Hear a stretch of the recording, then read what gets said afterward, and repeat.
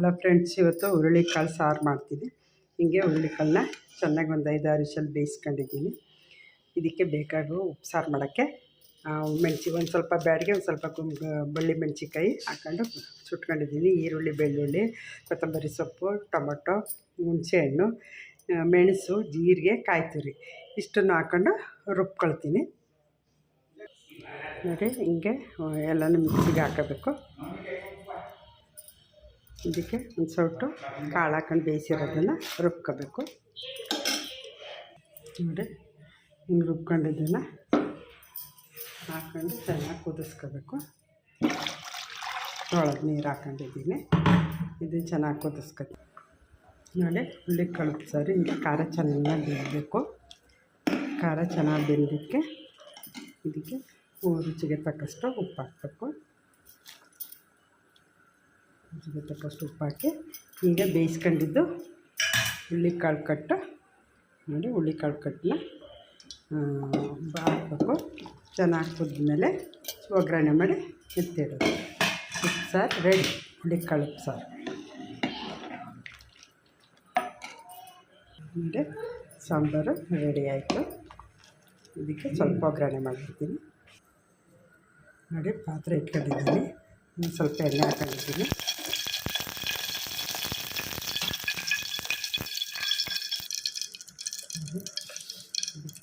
ಸಾಸಿವೆ ಹಾಕಿದ್ದೀನಿ.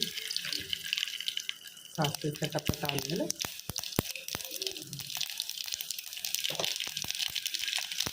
ಮೆಣಸಿನ್ಕಾಯಿ ಹಾಕಿದ್ದೀನಿ.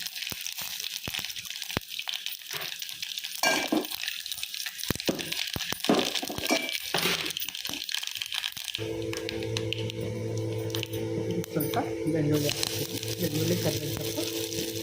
ಬೆಳ್ಳುಳ್ಳಿ ಕರ್ಬೇವಿನ ಸೊಪ್ಪು ಹಾಕತ್ತೀನಿ.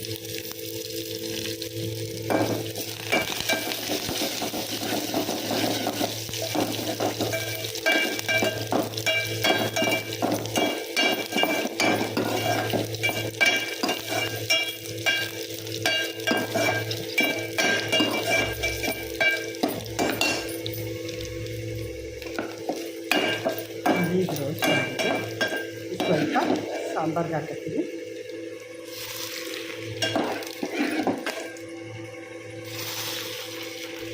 ಸ್ವಲ್ಪ ಕಾಳಿಗೆ ಹಾಕತ್ತೀನಿ. ಕಾಳು ಒಗ್ಗರಣೆಗೆ ಈರುಳ್ಳಿ ಹಾಕತ್ತೀನಿ.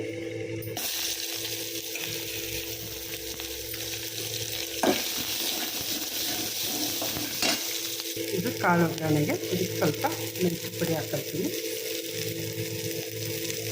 ಕಾಳು ಮೆಣಸಿನ ಪುಡಿ, ಸ್ವಲ್ಪ ಉಪ್ಪು ಹಾಕತ್ತೀನಿ. ಸ್ವಲ್ಪ ಪುಡಿ, ಇದಕ್ಕೆ ಸ್ವಲ್ಪ ಕಾಯಿ ತುರಿ ಹಾಕೊಳ್ತೀನಿ. ಕಾಯಿ ತುರಿ ಹಾಕೊಂಡು ಕಾಳು ಹಾಕ್ಕೊಳ್ತೀನಿ.